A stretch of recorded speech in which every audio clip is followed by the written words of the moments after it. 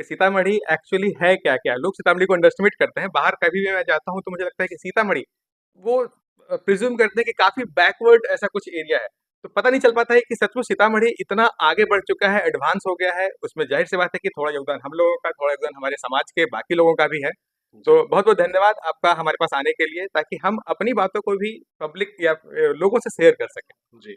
Sir ऐसा पूरे दुनिया में इस बात की बोलबाला हो चुका है, लोग जानने लगे हैं कि बिहार एक ऐसी भूमि है जहाँ से लोग जल्दी उलझना नहीं चाहते कि पता नहीं किस घर से जो है कब आईएएस निकलेगा, कब आईपीएस निकलेगा और देश में हज़ारों ऐसे उदाहरण जो है बिहार दे चुका है। बिहार को अगर कोई अंडर एस्टिमेट कर रहा है तो कहीं न कहीं उसके नॉलेज में कमी है।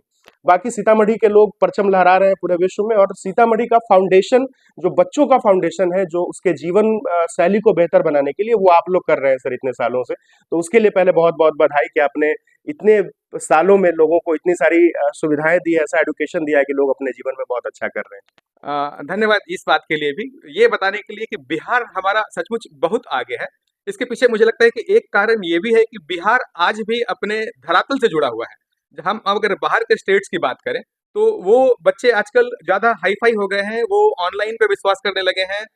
वो अपनी मानवीय जो उनका बेसिक जो जहाँ से वो खड़े हुए हैं, धरातल को छोड़ दिए हैं। तो बिहार में आज भी पेरेंट्स अपने बच्चे के साथ रहते हैं, उनके एक-एक एक्टिविटी पे ध्यान देते हैं। हमारे बिहार में पेरेंट्स अपने पूरे अगर देखा जाए कि जो भी जहाँ वर्किंग हो, उस वर्किंग पे ध्यान अपना पूरा दिमाग तो लगाते ही हैं, साथ-साथ उससे लौट के अपने जॉब, अपने वर्क से लौट के बच्चे पे फ़ोकस करते हैं। बाहर के दुनिया में तो बच्चों को समय देने के लिए शायद मुझे लगता है कि बच्चे 10-10 दिन, 1-1 सप्ताह हो जाता है, वो अपने माता-पिता दोनों से कंबाइंड मिल ही नहीं पाते। हमारे यहाँ आज भी जॉइंट फैमिली है, हमारे यहाँ आज भी पेरेंट्स बच्चों के साथ समय बिताते हैं, तो उसका फ़ायदा कहीं न कहीं बिहार और बिहार के वासियों को मिलता है, जो कारण है कि आज आपने जो कहा कि बिहार के लोगों से लोग उलझना नहीं चाहते हैं, क्योंकि यहाँ मेहनत करते हैं, हम मेहनत करते हैं और अपने मेहनत के दम पे आज जहाँ भी हैं, वहाँ खड़े हैं। हमारे पास कोई हमारा कोई गॉडफ़ादर नहीं होता, हम अपने मेहनत के दम पे आगे बढ़े हैं और यही मुझे अच्छा लगता है बिहार के बारे में। और मुझे लगता है कि ये बेस्ट चीज़ है आज के डेट में जो एक पेरेंट्स अपने बच्चे को दे सकता है। और सीतामढ़ी भी कहीं न कहीं बहुत ज़्यादा जुड़ाव है अपने बच्चों के साथ। मैं आज भी मेरे पास बहुत सारे पेरेंट्स आते हैं जो अपने बच्चे के लिए इतने कंसर्न्ड हैं कि वो अपना काम नुकसान करके भी बच्चे का भलाई करना चाहते हैं। उनको अगर उनका कहीं अपना नुकसान हो रहा है स्वयं का, वो उनके लिए मैनेजेबल है। भले वो पैसे का हो, भले जो जॉब में है, भले उनके 1 दिन के सैलरी का हो या 2 दिन के सैलरी का हो, उनको कोई ऐतराज़ नहीं होता।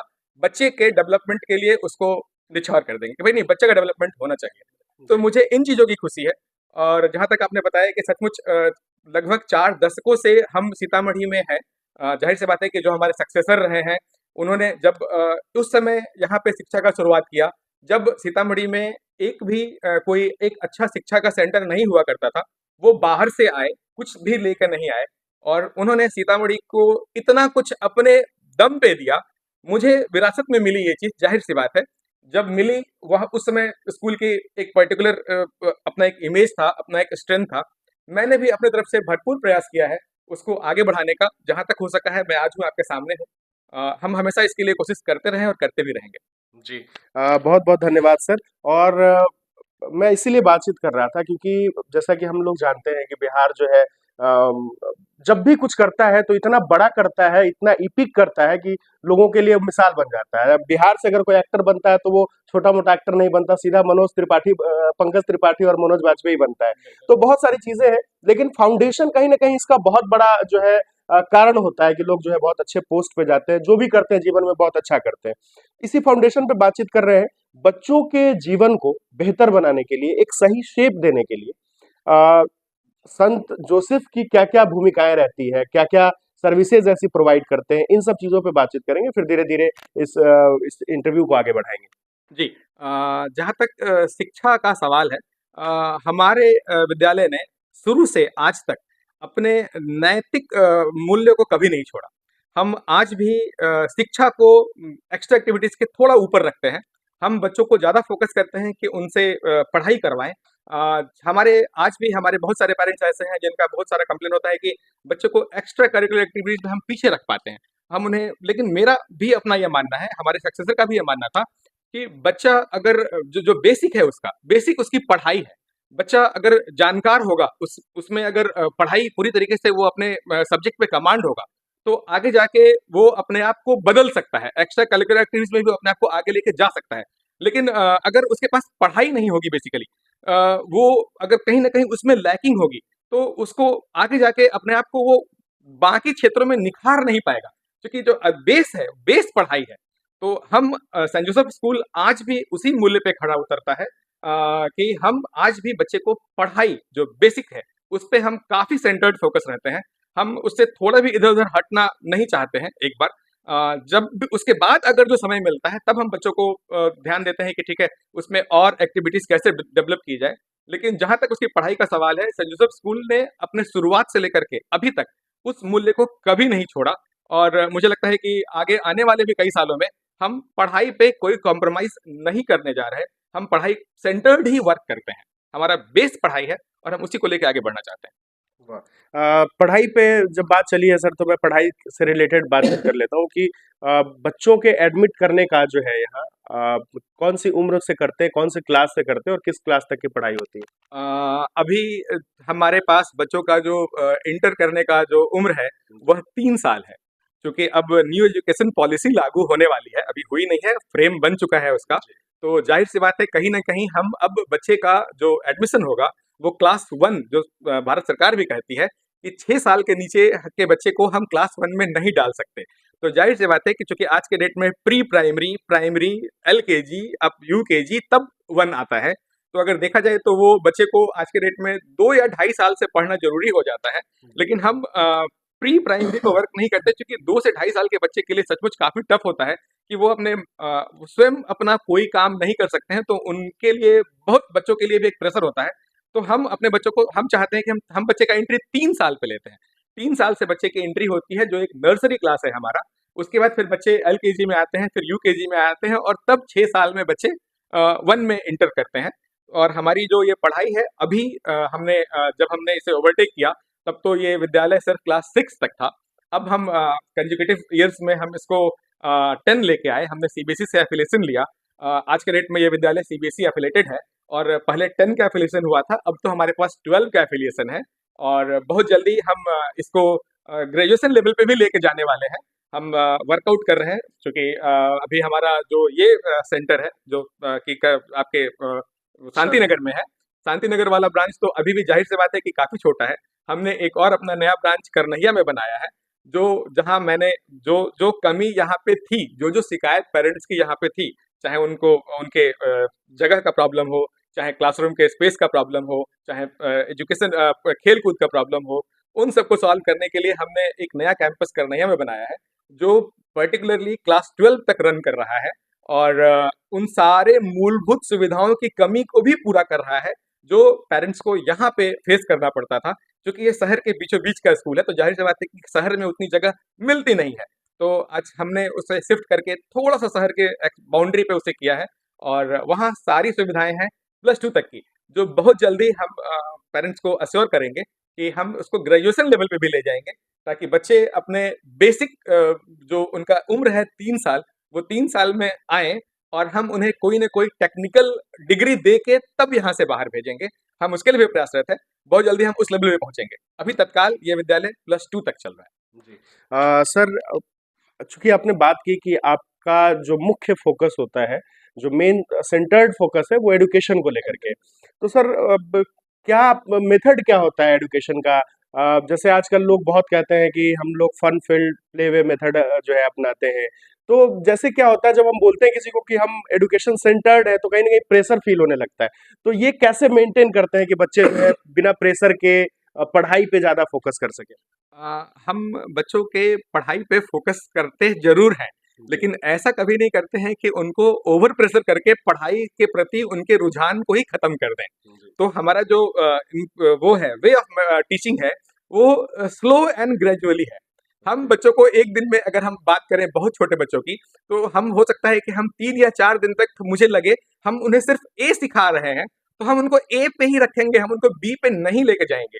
ये हम एक अपने बेसिक क्लास की बात कर रहे हैं। आयुर्वेदिक दवा जो जैसे धीरे-धीरे असर करती है, लेकिन लंबे जी, असर करती है, जी, धीरे-धीरे असर करती है, लेकिन वो लंबे असर करती है। जी, तो हो सकता है कि मुझे 3, 4, 5 दिन तक लग जाए और हम ए के आगे नहीं बढ़े, हम बी पे नहीं जाएँ, हम तब तक इंतज़ार करते हैं बच्चों के लिए कि भाई बच्चे जब सारे ए सीख ले तब हम उसको बी पे जाएँ। तो हमारा एजुकेशन सेंटर्ड फ़ोकस करने का मतलब ये कभी नहीं होता कि हम बच्चों को ओवर प्रेशर करके उनके पढ़ाई के प्रति रुझान को ही खत्म कर दें। हम ग्रेजुअली, धीरे-धीरे, लेकिन पक्का, जो सिखा दिया वो सिखा दिया। फिर बच्चे वहाँ से हिलेंगे नहीं, क्योंकि हम उनके पढ़ाई को भगाते नहीं कभी। धीरे-धीरे लेके जाते हैं, ग्रेजुअली इंक्रीज़ करते हैं। तो वो बच्चों को एक मज़ा आता है करने में। हाँ, ठीक है, मैंने जो मैं जो भी कर रहा हूँ वो मुझे याद हो जा रहा है। फिर बीच-बीच में उसके रिविज़न्स को भी करते हैं। आगे चूँकि बच्चे हैं, अगर बच्चे को रिविज़न ना करवाया जाए प्रॉपर टाइम पे, तो पीछे वाला वो भूलते जाएँगे। ये एक मानव नॉर्मल सा एक ह्यूमन हमारे ह्यूमन बिहेवियर। बिहेवियर है। तो हम बीच-बीच में फिर उनके रिविज़न्स को भी करवाते रहते हैं। पढ़ाई को आगे बढ़ती हुई पढ़ाई को रोक के रिवीजन करवाते हैं। तो इस तरीके से बच्चों में हम ये तो हम मैंने एक बहुत बेसिक क्लास की बात की। ये सेम मेथड फॉलो होता है। लेकिन जहाँ तक हम बात करते हैं ना बच्चों के पढ़ाई को लेके, तो मैं बताना चाहूँगा सबको कि अभी हम बात करते हैं अपने नॉर्वे का अभी जस्ट ज़िक्र होता है कि भाई पढ़ाई वहाँ काफ़ी अच्छी है। अभी उन लोगों ने इस साल बच्चों के लिए अपने टैबलेट्स को हटा के जो वो ई बुक पे थे, ई बुक से चेंज करके उन्होंने एक बहुत बड़ा फंड एलोकेट किया है सिर्फ बुक्स के लिए, ताकि बच्चे फिर से वापस किताब की पढ़ाई पे वापस आए, क्योंकि ई बुक और ई लर्निंग के मेथड से बच्चे लिखना भूल रहे थे। तो इस चीज को सरकार ने बहुत सीरियसली लिया, बाहर के मुझे लगता है कि नॉर्वे है, फिनलैंड है, उन लोगों ने फिर वापस किताब की पढ़ाई पे वापस आए हैं वो। तो मैं भी अपने हम ये हमारे लिए बहुत अच्छा है कि अभी तक भारत में ऐसा कुछ नहीं हुआ, और बिहार तो विशेष रूप से अभी तक ऐसा कुछ नहीं किया है। वो बुक पे ही फोकस है। तो बेसिक लर्निंग जो है वो बुक की होती है और राइटिंग की होती है। तो हमारा भी फोकस वही होता है कि बच्चे से हम लिखवाएं, प्रैक्टिस करवाएं। कहावत भी है कि करत करत अभ्यास से जड़मति होत सुजान, रसरी आवत जात सिल पे पड़त निशान। तो बात वही है कि एक पत्थर पे भी हम निशान बना सकते हैं एक छोटे से रस्सी से, बशर्ते वो रेगुलर वे में हो। तो पढ़ाई भी कुछ वैसी ही है कि उसको रेगुलर वे में करवाया जाए, तो बच्चे के दिमाग में काफी अच्छे से वो बैठ जाता है और बच्चे उसको भूलते नहीं है। जी। बेसिकली मेरा ये मेथड है। सर ये जो आपने बताई है ये तो हम लोग भी महसूस करते हैं कि कहीं न कहीं जब से हम लोग फ़ोन के साथ जुड़े हैं तब से हम लोग स्पेलिंग्स हमें याद नहीं नहीं रहते होता। हैं, बहुत सारी चीज़ें ऐसी क्योंकि वो ईज़ी करते जाता है और बिल्कुल। धीरे-धीरे जो हमारा दिमाग जो है कसरत नहीं कर पाता, मेहनत नहीं कर पाता उसके पीछे जिससे हम लोग को कहीं न कहीं इसमें परेशानी आती है। हमारी मेमोरीज़ धीरे-धीरे कमज़ोर होती जा रही है जब से स्टोरेज डिवाइसेज़ आ गई हैं। बिल्कुल। जी, तो सर हालाँकि मेरे अगले क्वेश्चन जो मेरा होने वाला था, उसका आंसर आपके इसी जो है इसी आंसर में छुपा हुआ था, लेकिन फिर भी इसको मैं अलग से पूछ लेता हूँ कि जैसे क्या होता है कि सारे बच्चे तो इक्वल नहीं होते हैं, सबका जो है जो सोचने की क्षमता जो है वो अलग-अलग होती है। How do you manage that? कैसे वो मैनेज करते हैं जो बच्चे कमज़ोर रह गए हैं या जो बच्चे बहुत तेज़ी से नहीं सीख पा रहे हैं? How do you manage that? मैं इसके लिए हमारे टीचर्स का मैं धन्यवाद देना चाहूँगा, क्योंकि टीचर्स ही वो की हैं, जो बच्चे के पढ़ाई पे सारा कुछ सेंटर्ड फ़ोकस रहते हैं। हम लोग टीचर को गाइड करते हैं, बट इम्प्लीमेंटेशन पार्ट जो है वो टीचर का ही है।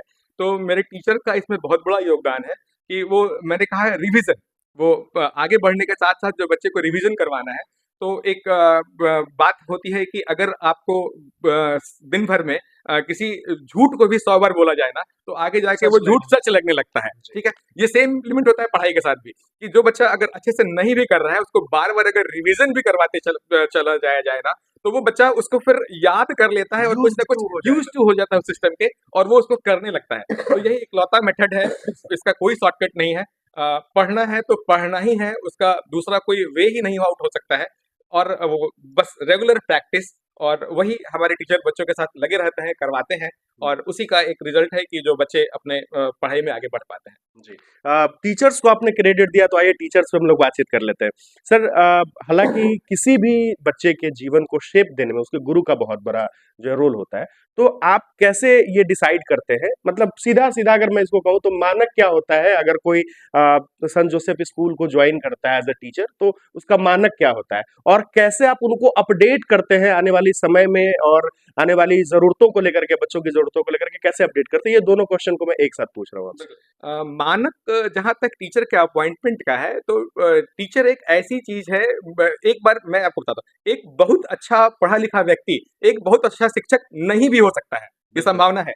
एक बहुत किसी के पास अगर teaching is also art. Art, it's an जी। आर्ट, ठीक है? तो एक हमें वो देखना पड़ता है कि उसकी क्वालिफ़िकेशन क्या है, वो तो ठीक है, बिल्कुल ठीक है। लेकिन उसके पास डिलीवरिंग पावर क्या है, कितना वो क्लास में डिलीवर कर सकता है। क्योंकि जो वो डिलीवर कर पाएगा, एक छोटा बच्चा, चूँकि स्कूल है, तो स्कूल में छोटे बच्चे होते हैं, हम कॉलेज नहीं चला रहे हैं अभी। तो ज़ाहिर-सी बात है कि कहीं न कहीं हमारे मन में, बैकग्राउंड में ये होता है कि बच्चा उठ के कभी टीचर के लेवल पे नहीं जाएगा। तो उस टीचर को ही अपने लेवल को छोड़ के बच्चे के लेवल पे आना होगा। अगर कोई भी व्यक्ति जो हमारे सामने टीचर बनने के ख्याल से आता है, तो हम बेसिकली ये देखते हैं कि वो बच्चे के लेवल पे आ पाएगा कि नहीं। उसकी क्वालिफ़िकेशन तो बिल्कुल मैटर करती है, लेकिन साथ-साथ उसके मुझे लगता है उस साइकोलॉजी को भी रीड करना पड़ता है कि वो बच्चे के साथ जुड़ने को तैयार है कि नहीं। अगर वो बच्चे के साथ नहीं जुड़ेगा, तो भले ही उसमें कितना भी अच्छा एजुकेशन हो, भले ही वो कितना ही अच्छा टीचर पढ़ा-लिखा व्यक्ति क्यों ना हो, बट वो एक अच्छा शिक्षक नहीं हो सकता। और मैं बता दूँ कि शिक्षक का जो अपने इसमें बच्चों के प्रति जो उसमें उनके मन में जो भाव होता है, वो काफ़ी उसका गहरा इम्पैक्ट होता है। बच्चे अपने शिक्षक को देख के सीखते हैं, क्योंकि माता-पिता तो पहले गुरु हैं, ज़ाहिर-सी बात है, उनको कोई रिप्लेस नहीं कर सकता। लेकिन उसके बाद वो उसके शिक्षक ही होते हैं, जिसको देख के बहुत बार तो ऐसा होता है कि बच्चे अपने शिक्षक को देख के अपना करियर तक डिसाइड करते हैं। जिस भी सब्जेक्ट में बच्चे की अपनी रुचि होती है ना, और या जिस शिक्षक ने बच्चे को उस तरीके से पढ़ा दिया, तो बच्चे उस तरीके का अपना करियर सोचने लगते हैं कि वाओ! मुझे ये करियर चुनना है। आइडियल अपना मानने आइडियल, लगे। बिल्कुल आइडियल मानते हैं। वो बड़े होके भी बहुत बार ऐसा होता है कि उस चीज़ को नहीं भूलते हैं, जो उसे विद्यालय में सिखाया गया होता है, या अपनी उस रुचि को छोड़ नहीं पाते हैं उस सब्जेक्ट के लिए। भले ही बच्चा अपने प्रारंभिक काल में बहुत अच्छा साइंस में हो या आर्ट्स में हो, उससे मतलब नहीं हो। लेकिन अगर उसके किसी एसएसटी के टीचर ने उसे बहुत अच्छा समझा दिया, तो उसे लगता है कि मैं इसी सब्जेक्ट को पकड़ के आगे बढ़ूँगा और मैं इसे काफ़ी अच्छा समझ सकता हूँ। तो टीचर एक ये रोल प्ले करता है बच्चे के जीवन में। तो हम लोग उस चीज़ को बहुत ज़्यादा देखते हैं कि बच्चे के साथ टीचर का जुड़ाव अगर मुझे लगता है कि वो हो पाएगा, तो हम लोग उसको वो एक क्राइटेरिया है मेजर, अपार्ट फ्रॉम उनके अपने नॉलेज के, कि वो एक क्राइटेरिया जिससे हम बच्चे को टीचर्स को अपॉइंट करते हैं। जी। दूसरा सवाल मैं एक थोड़ा-सा मिस कर गया। क्या था अब हमारा दूसरा सवाल? जी, दूसरा ये था कि टीचर्स को अपडेट कैसे अपडेट करते हैं? करते बच्चों की हैं। ज़रूरत जो बदलती रहती है, बिल्कुल, उनकी समस्याएँ बदलती रहती हैं, तो बिल्कुल। How do you update? अभी चूँकि हमारा विद्यालय सीबीएसई से एफ़िलिएशन ले चुका है, तो इसके लिए सीबीएसई बहुत बड़ा मददगार है। सीबीएसई ने अभी सारे विद्यालय के सभी शिक्षकों के लिए 25 घंटे का ऑफ़लाइन ट्रेनिंग और 25 घंटे का ऑनलाइन ट्रेनिंग कंपल्सरी किए हुए हैं। तो हमारे जितने शिक्षक हैं, सभी को 25 घंटे इन हाउस, जो उन्हें स्कूल में बैठ के बाहर से ट्रेनर्स आते हैं, वो उनको ट्रेन करते हैं अलग-अलग टॉपिक्स पे, जो सारे टीचर को ले उनको एक सर्टिफ़िकेट भी मिलती है बाकायदा इसके लिए, जो सीबीएसई के द्वारा प्रोवाइड की जाती है। तो ये एक बहुत बड़ा माध्यम है टीचर को अपग्रेड करने का। इसके साथ-साथ 25 घंटे जो 1-1 घंटे का सेशन होता है, मुझे लगता है सीबीएसई 1-1 घंटे का सेशन करवाती है। बहुत कम सेशन ऐसे होते हैं जो 2 घंटे या 3 घंटे का होता है। तो एट लीस्ट 25 नए, हम अगर 1-1 घंटे का ही बात करें, तो 25 नए-नए टॉपिक पे टीचर्स को साल भर में, जो हर साल करना है उन्हें। तो अगर 2-3 साल किसी टीचर ने कर लिया, तो उसके पास 75 घंटे का ऑनलाइन ट्रेनिंग होता है अलग-अलग टॉपिक्स पे। तो जो काफ़ी ज़्यादा मदद करता है शिक्षकों को अपने आप को अपग्रेड करने में। और हम लोग बैठ के इसके बावजूद हम लोग क्लास के परफॉर्मेंस को देखते हुए टीचर्स को कुछ पर्सनल राय भी देते रहते हैं कि आप अगर ये करेंगे तो ज़्यादा अच्छा होगा, आप अगर वो करेंगे तो ज़्यादा अच्छा होगा। तो ये सब कुछ मिल के टीचर्स का एक एनहांसमेंट होता है, जो मुझे लगता है कि बहुत अच्छा प्रयास है सीबीएसई का। मुझे लगता है 2-3 साल पहले ही सीबीएसई ने ये काम करना शुरू किया है। इनफैक्ट बहुत पहले से हो रहा है। अब सीबीएसई थोड़ी स्ट्रिक्ट हुई है, हम लोग भी स्ट्रिक्ट हो गए हैं, और टीचर को उससे बहुत फ़ायदा मिलता जी। आपने सर जो बात बताई है, मैं बिल्कुल मानता हूँ कि टीचर से जो है बच्चा बिल्कुल इन्फ्लुएंस होता है और सबसे ज़्यादा इन्फ्लुएंस टीचर से ही होता है। मुझे मुझे याद है कि मैं एक बच्चे को पढ़ाया करता था और कई सालों के बाद जब मैं एक लेटर देखता हूँ और उसमें मैं राइटिंग देखता हूँ, तो मुझे लगता है कि यार ये तो मेरी राइटिंग है, ये कौन लिख रहा है? तो फिर पता चलता है कि ये तो मेरा ही स्टूडेंट लिख रहा है, तो कहीं न कहीं इन्फ्लुएंस तो पूरा का पूरा होता है। है। बिल्कुल। सर हम वापस से आते हैं अपने एकेडमिक्स पे, हम लोग बातचीत कर रहे थे, स्कूल के पे बातचीत कर रहे थे, हम लोगों ने टीचर्स के ऊपर बातचीत कर ली, हम लोगों ने प्ले मेथड जो है उस पे बातचीत कर ली। सर बाकी चीजें जो एकेडमिक के अलावा जो चीजें जैसे आजकल जो है ई लर्निंग का कॉन्सेप्ट बहुत आ रहा है, स्मार्ट क्लासेस लोग ढूंढ रहे हैं, क्या लगता है ये कितना इफेक्ट कर रहा है, कितना पॉजिटिव इसका इफेक्ट है, कितना नेगेटिव इफेक्ट इसका आ रहा है, और बच्चे इसका कितना फायदा ले पा रहे इसके मुझे लगता है दोनों इफ़ेक्ट हैं, पॉज़िटिव हैं। एक्चुअली कोई भी अच्छा चीज़ के साथ बुरा चीज़ भी साथ में जुड़ा होता है, वो ही इस ई-लर्निंग के साथ भी जुड़ा हुआ है। पॉज़िटिव इफ़ेक्ट इस मामले में है कि किसी भी चीज़ को अगर देख के पढ़ा जाए, विज़ुअलाइज़ करके, तो वो दिमाग में जल्दी याद होता है। हम अगर किसी बच्चे को कोई थ्योरी पढ़ा रहे हैं, कोई मेथड पढ़ा रहे हैं, हम सिंपली उसको बताते हैं कि ऐसा होता है और तो बच्चा उसको बिल्कुल उसको याद करता है। लेकिन अगर साथ-साथ हम उसको दिखाते भी हैं या बच्चा उसको खुद कर लेता है, तो उसके माइंड पे वो इम्पैक्ट बहुत ज़बरदस्त होता है। लेकिन कहा गया है ना कि अच्छा चीज़ के साथ-साथ बुरा चीज़ भी जुड़ा होता है। तो आज के डेट में जब बच्चे उसको ऑनलाइन करने जाते हैं ना, तो मुझे बहुत अफ़सोस होता है इस चीज़ को लेके कि शिक्षा के आप आज के डेट में किसी भी साइट को खोलिए, साथ-साथ इतने कुकीज़ खुल जाते हैं, जो हैं? एडिशनल साइट्स जो नहीं खुलना चाहिए। मुझे लगता है कि कहीं न कहीं इस पे एक लगाम लगाने की बहुत ज़बरदस्त ज़रूरत है कि कम से कम जो शिक्षा से जुड़े हुए कंटेंट्स हैं, उसमें अनवांटेड साइट्स ना खुलें, क्योंकि उसमें मुझे भी नहीं पता होता, इवन इफ वो बच्चा जो देख रहा है पढ़ाई कर रहा है, उसे भी नहीं पता होता कि कब क्या एडिशनल खुल जाएगा। आज के डेट में सब जगह एडवर्टाइज़मेंट का बड़ा प्रभाव हो गया है कि आप नॉर्मल कुछ भी देखते रहिए, बीच में उस चीज को रोक के एडवर्टीजमेंट शुरू हो जाएगा। वो एडवर्टीजमेंट उन कंपनीज के लिए तो बड़ा फायदे का चीज है कि वो उसके उससे कमाई कर रहे हैं, लेकिन मुझे लगता है कि बच्चों का इसमें बड़ा नेगेटिव इम्पैक्ट पड़ता है जो बच्चे पढ़ रहे हैं। तो मुझे इसको अगर कुछ ऐसा हो, कोई ऐसी व्यवस्था हो कि बच्चा अगर अपने नाम पे रजिस्टर कर रहा है, कुछ पर्टिकुलर एज उस पर लिमिट करे कि उससे नीचे के उम्र के बच्चों में वो साइट्स एडिशनली ना खुलें जो काफी ज्यादा बच्चों पे निगेटिव इम्पैक्ट डालते हैं। मेरा इसमें मुझे नहीं पता कि ये कितना पॉसिबल है कितना नहीं है, बट मेरे हमको बहुत दुख होता है ये जान के कि एडिशनल साइट्स और बच्चा का उसमें दोष नहीं है, वहां पे हम बच्चे को दोषी नहीं मान सकते क्योंकि वो अपने मन से नहीं खोला उन साइट्स को, एडिशनली पॉपअप हो जाते हैं, वो खुल जाते हैं। तो इस पे एक लगाम की जरूरत है, ये इसका एक निगेटिव इम्पैक्ट है ई लर्निंग का। जी। बाकी अगर सिर्फ इन चीजों को अगर रोक दिया जाए तो ई लर्निंग का बहुत फायदा है बच्चों को, क्योंकि आज के डेट में पहले क्या था, पहले सिर्फ वो शिक्षक थे जहां बच्चा जिन टीचर्स के टच में रहता था, वो इकलौता सोर्स ऑफ नॉलेज थे बच्चों के लिए। आज के डेट में बच्चा हमारे सीतामढ़ी में बैठ के हार्वर्ड यूनिवर्सिटी के किसी प्रोफेसर का लेक्चर सुन सकता है, तो वो एक बहुत बड़ा फायदा है। वो दिल्ली यूनिवर्सिटी के किसी का लेक्चर सुन सकता है। आज के डेट में देखिए सारे जितने ट्रेनिंग इंस्टीट्यूट है, सबने अपना ई कंटेंट डाला है, तो बच्चे को वहां से फायदा तो मिल ही रहा है, नहीं बिल्कुल माना नहीं जा सकता कि नहीं मिल रहा है। लेकिन मुझे उस एडवर्टीजमेंट से प्रॉब्लम है जो उसके साथ साथ खुल जाता है, उसका एक नेगेटिव इम्पैक्ट है। शायद आने वाले भविष्य में इस पे ज़रूर कोई ना कोई कार्रवाई हो, तो मुझे इसकी खुशी होगी। ये एक रूट लेवल की समस्या है और मुझे लगता है कि देश के शिक्षा मंत्री तक ये बात पहुंचनी चाहिए कि इसके लिए कुछ कारगर जो है कदम उठाए जाने चाहिए। ये रूट लेवल की प्रॉब्लम है, शायद कोई ऐसा प्रॉब्लम लेकर के आपके सभा में ना पहुंचे, लेकिन आप समझ लीजिए कि ये रूट लेवल की प्रॉब्लम है और इससे कहीं ना कहीं बच्चों का भविष्य जो है अफेक्ट हो रहा है। सर हम आगे बढ़ते हैं। और बहुत स्कूल्स में जो है इन चीज़ों का क्लेम किया जाता है कि हम लोग जो है बच्चों को लेबोरेटरी में ले जाते हैं, साइंस लैब हो गया, बाकी लैब्स में ले जाते हैं, कंप्यूटर लैब में ले जाते हैं।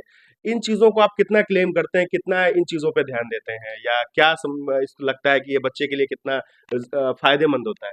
ऑफ कोर्स लेबोरेटरी में जाना बच्चों के लिए हमेशा फ़ायदेमंद रहा है। ये कभी इसको नेगेटिव नहीं इसके लिए लिया जा सकता कि लेबोरेटरी में जाना बच्चों के लिए नेगेटिव होगा और इसका फ़ायदा उनको नहीं मिलेगा। क्लेम सबको ही करते हैं, सही बात है। कभी-कभी इंफ्रास्ट्रक्चर की कहीं पे समस्या होती है, उसको लोग सॉल्व करते हैं, लेकिन ले जाना हमेशा फ़ायदेमंद है। ऑफ कोर्स हम लोग भी ले जाते हैं। इवन इफ हम लोग तो अपने नए वाले ब्रांच में अलग-अलग स्पेशली मापदंड के हिसाब से जो सीबीएसई का मापदंड है, उसके हिसाब से लैबोरेटरीज़ बनाया है हमने। प्लेग्राउंड अलग से बनाया जा रहा है। तो मुझे लगता है कि इसका नेगेटिव इम्पैक्ट तो कभी है ही नहीं। हमेशा बच्चों को इसका फ़ायदा मिलता है और हम भी इस काम को बखूबी कर रहे हैं। चाहे वो कंप्यूटर लैब हो, चाहे वो लाइब्रेरी हो, चाहे वो लैब्स हों, वो फिज़िक्स हो, मैथ्स हो, केमिस्ट्री हो, बायोलॉजी हो, उन पे ले जाना तो ज़ाहिर-सी बात है, वो बच्चों के लिए बहुत फ़ायदेमंद है। हम भी वैसा करते ही करते हैं। जी। सर इसके बाद मेरे मन में एक वो सवाल आता है कि शैक्षणिक भ्रमण भी बहुत ज़रूरी है, कि आप बच्चों को ले जाएँ, उन उन जगहों पे ले जाए जिसके बारे में वो स्टडीज करते हैं, अपने एकेडमिक्स के बुक्स में पढ़ते हैं, और फिर जब जाके वो चीजों को देखते हैं तो उनको लगता है वो सारी बातें जीवंत उनको लगने लगती है, वो सारी बिल्कुल, चीजों को बहुत क्लियरली समझते हैं। तो आप इस पे बिल्कुल। कितना फोकस करते हैं, इस पे कितना काम करते हैं? शैक्षणिक जो भ्रमण है, वो सचमुच बहुत ज़्यादा इम्पैक्ट करता है बच्चों पे, क्योंकि बच्चे जब खुद से अपने नॉर्मली या तो साइंस से जुड़ा हो या उनके हिस्ट्री से जुड़ा हो, ऐसे जगहों पे जाना बड़ा पसंद करते हैं। तो मुझे लगता है कोरोना के बाद कहीं न कहीं इसमें थोड़ी कमी आई है, क्योंकि अब जो गैदरिंग है, उससे थोड़े बच्चे और पेरेंट्स दोनों बचना चाह रहे हैं। रोज़ नया-नया वेरिएंट आ जा रहा है, उससे एक परेशानी बढ़ी है। तो कोरोना के पहले तो हम लोग इसको रेगुलर करवा रहे थे। अभी थोड़ा-सा इसमें विराम डला हुआ है कि देखें माहौल कैसा बनता है, क्योंकि शैक्षणिक भ्रमण के दौरान बच्चे बहुत सारे वैसे चीज़ों के कॉन्टैक्ट में आते हैं, जो वो घर और स्कूल में बिल्कुल नहीं आते हैं। तो उसके लिए थोड़ी-सी परेशानी अभी बढ़ी हुई है। हम लोग देख रहे हैं कैसे इसको सॉल्व आउट करें, लेकिन शैक्षिक भ्रमण सचमुच बहुत ही एक अच्छा चीज़ है और उसका फ़ायदा बच्चों को हमेशा से मिलता रहा है और हमेशा से मिलेगा। इनफैक्ट ये होते ही रहना चाहिए, इसमें नहीं का कोई सवाल नहीं है। ये छोटी-सी बात है कि अभी एक समय और माहौल बहुत बार माहौल को देखते हुए भी अपने व्यवस्था को बदलना पड़ता है अपने आप को, ना चाहते हुए भी। पता है कि इसका लाभ है बच्चों को, फिर भी उसे बदलना पड़ता है। तो अभी मुझे लगता है कि वो रुका हुआ है, जो आने वाले सालों में चालू हो जाएगा। जैसे-जैसे माहौल बदलेगा, फिर ये बिल्कुल चालू होगा और इसका ये होना भी चाहिए। जी। सर, जैसे कि आपने बताया, सबसे मेन जो इस पूरे इंटरव्यू का वो फोकस हो गया, वो ये है कि सन जोसेफ जो है बच्चों के प्रॉपर एजुकेशन पे फोकस करता है कि बच्चे अदर देन दैट अगर हम बात करें तो अ, संत जोसेफ को क्या ऐसी चीजें हैं जो खास बनाती है? तो अगर इस पे अगर हम बातचीत करें तो कुछ टॉपिक्स जिस पे आप बातचीत करें कि ये ऐसी चीजें हैं, स्पेशलिटी है जिसकी वजह से इतने लंबे सालों का सफर रहा है और संत जोसेफ लगातार तैयार है कि लोगों को और भी आने वाली पीढ़ी को जो है मुतासिर करते रहे। जैसा कि आपने ही बताया कि वो सच भी है कि हम 40 साल से ऊपर इस स्कूल के काम को कर रहे हैं बेसिकली। तो ये अपने आप में ही एक बहुत बड़ा सबूत है, जो सेंट जोसेफ को दूसरों से अलग कर देता है। आज के डेट में कई ऐसे हमारे पेरेंट्स हैं जो स्वयं यहाँ के स्टूडेंट रहे हैं और आज के डेट में उनके बच्चे भी आते हैं हमारे पास। तो वो बहुत गर्व का पल होता है जब मेरे ही अपने बच्चे अपने अपने अपकमिंग्स को लेके आते हैं कि सर, ये हमारे हमारे बच्चे हैं, इनका एडमिशन किया जाए और ये पढ़ें। तो ये सबसे पहली चीज़ है जो सेंट जोसेफ अपने आप पे गर्व महसूस करता है। जो बहुत कम लोगों के पास ये गर्व महसूस करने का समय या उनको ये मौका मिलता होगा। दूसरी चीज़, अपार्ट फ्रॉम स्टडीज़, हम रेगुलर बच्चों के बाहर के डेवलपमेंट को भी ध्यान में रखते हैं, क्योंकि आज के डेट में तो बिहार सरकार का भी एक चल रहा है पॉलिसी, मेडल लाओ नौकरी पाओ। ये बहुत, अगर बच्चा इंडिया के लेवल पे अब अगर रिप्रेजेंट भी कर जा रहा है और वहाँ कोई एक मेडल ले ले रहा है, तो उसकी नौकरी पक्की हो जाती है। तो सिर्फ शिक्षा ही नहीं, आज के डेट में बच्चे खेल-कूद के किसी भी माध्यम से भी अपने जीवन को सिक्योर कर सकते हैं। इसके लिए सरकार भी बहुत फ़ोकस्ड है। मुझे खुशी होती है इस चीज़ की कि सरकार इतनी फ़ोकस्ड है। ज़ाहिर-सी बात है, हम लोग भी इसके तरफ सेंटर्ड हैं। हम भी बच्चों को चाहे वो क्रिकेट हो, हम अभी सीतामढ़ी में स्केटिंग, रोलर स्केटिंग, इसकी एक नया गेम्स है ये। आप देखते होंगे बच्चे रोड पे, मैं भी कभी-कभी आता-जाता हूँ, तो बच्चे अपने लाइन स्केटिंग लगा के और रोड पे कुछ रील्स बनाते दिखते हैं। उन्हें बट ये नहीं पता है कि उसके माध्यम से अगर वो बहुत अच्छा कर जाएँ और किसी पर्टिकुलर एक चैनल के माध्यम से वो उसमें आगे बढ़े, तो उसमें वो मेडल ला सकते हैं इसमें और उनकी नौकरी पक्की हो सकती है। तो मैं ऐसे ही बहुत बार, क्योंकि मेरा जो दूसरा विद्यालय है वो काफ़ी दूर है यहाँ से, ऑलमोस्ट 15 किलोमीटर, 10 से 12 किलोमीटर है। तो रास्ते में मैंने देखा उन बच्चों को रोलर स्केटिंग करते हुए। मुझे लगा यार कि मतलब इतने अच्छे गेम्स को बच्चे ऐसा रील बना के क्यों बर्बाद कर रहे हैं? बच्चे नहीं है, ऑफ कोर्स वो बच्चे नहीं है, वो बड़े हैं, वो रील के पीछे सेंटर्ड हैं। लेकिन मुझे लगा कि यार ये तो बहुत अच्छी चीज़ है। फिर मैंने बात करी उसके हेड ऑफिस पटना से, तो उन्होंने अपना कंसेंट दिया है कि बहुत जल्दी वो अपना एक सेंटर हमें देंगे रोलर स्केटिंग सिखाने का। तो मैं अपने करनैया वाले ब्रांच में मैंने एक प्लेग्राउंड को मैं डेवलप कर रहा हूँ, जो बेसिकली डेडिकेटेड होगा रोलर स्केटिंग पे। तो वहाँ पे तो मैं डिस्ट्रिक्ट लेवल तक खेलवा लूँगा, क्योंकि मैं उतना बड़ा कंपाउंड बना रहा हूँ। तो जी। ये हम कर रहे हैं अभी बच्चों के लिए। ज़ाहिर-सी बात है कि बास्केटबॉल और बैडमिंटन कोर्ट और ये सारे तो बहुत कॉमन चीज़ है, या क्रिकेट, हमारे यहाँ क्रिकेट का बड़ा क्रेज़ है बच्चों में। क्रिकेट अगर कहीं हो रही है तो मुझे लगता है कि वो सब कुछ छोड़ के क्रिकेट में लग जाते हैं। तो हम उस पे भी फ़ोकस कर रहे हैं। इसके साथ-साथ सिर्फ यही नहीं, हम एजुकेशन के क्षेत्र में अभी हमारे बच्चों ने औरंगाबाद जाके रिप्रेजेंट किया था नेशनल साइंस कांग्रेस में। औरंगाबाद गए थे, क्योंकि हमने school level, Sita I mean जिला लेवल जिला को रिप्रेजेंट किया था हम औरंगाबाद जाके। हमारी 2-3 टीम ऐसी थी जो वहाँ तक पहुँची थी अपने साइंस को लेकर, साइंस के मॉडल को लेकर। उन्होंने उनका सोच था बेसिकली, तो वहाँ तक हम पहुँचे हैं। रही बात गेम्स की, नॉर्मल तो हम जिला स्तर के ऑलमोस्ट हर एक गेम्स में अपने बच्चों को पार्टिसिपेट करवाते हैं। तो यही सारी चीज़ें हैं जो हम बच्चे को एक्स्ट्रा अपने तरफ से देते रहते हैं। उनका मेरा प्रयास होता है ये सब करते रहें। सर हम लोग इंटरव्यू के लास्ट में आ चुके हैं, लगभग सारी बातें हम लोगों ने बताई हैं लोगों को। अब ये सन जोसेफ स्कूल की तरफ से आप क्या मैसेज अभिभावकों को देना चाहेंगे, उनके बच्चों के लिए, और स्कूल के तरफ से भी क्या कुछ आप कहना चाहेंगे अभिभावकों को? मैं सिर्फ ये कहना चाहूँगा कि अ, भरोसा रखें और पढ़ाई बहुत ज़रूरी है। तो आपके जो बच्चे हैं उनको जब भी आप कहीं पढ़ने भेजते हैं, वो कहीं भी पढ़ने भेजें, मुझे उससे मतलब नहीं कि सेंट जोसेफ भेजें या कहीं और दूसरे स्कूल में भेजें, उनको पढ़ाते रहें रेगुलरली। वो उसमें कोई कमी ना करें। मेरा इकलौता मैसेज यही है कि बस उनको लगातार आगे बढ़ने का मौका देते रहें। कोई बच्चा ऐसा नहीं है कि अगर एक बार कहीं किसी क्लास में फेल कर गया, तो उसकी पढ़ाई की सफर खत्म नहीं हो जाती। वो उसके लिए फिर दूसरा प्रयास भी ज़रूरी है, तीसरा प्रयास ज़रूरी है। अ, अगर बार-बार बच्चा प्रयास करते रहेगा, तो कभी भी वो फेल नहीं करेगा, कहीं न कहीं वो आगे बढ़ जाएगा। तो कभी अपने बच्चे के बारे में नेगेटिव ना सोचें, हमेशा उनका उत्साहवर्धन करें। कुछ भी अगर बच्चा कहीं पे आपको लगता है कि आपके उम्मीदों पे खरा नहीं उतर रहा है, तो उसको नेगेटिव ना बोलें, क्योंकि आपका थोड़ा-सा बोला हुआ नेगेटिव बच्चे के साइकोलॉजी पे बहुत बड़ा असर डालता है। तो आप हर नेगेटिविटी में हमेशा पॉजिटिविटी ढूँढें और बच्चों को हमेशा इनकरेज करके आगे बढ़ने का अवसर प्रदान करते रहें। ये मेरा एक इकलौता मैसेज है पेरेंट्स के लिए कि कभी उसको डिमोरलाइज़ ना करें बच्चे को। हमेशा उसको आगे बढ़ने का मौका दें। कोई ज़रूरी नहीं है, वो 1 बार फेल कर सकता है, 2 बार फेल करने का मतलब पढ़ाई में फेल नहीं। किसी भी ऐसे काम में जो पेरेंट्स की एक्सपेक्टेशन होती है, बच्चा अगर नहीं कर रहा है, तो उसको फेल ही माना जाएगा, पेरेंट्स के एक्सपेक्टेशन के हिसाब से। लेकिन कोई भी बच्चा अपने तरफ से हमेशा प्रयास करता है आगे बढ़ने का। सर एक चीज, सॉरी मैं बीच में बिल्कुल, रोक प्लीज़, रहा हूँ।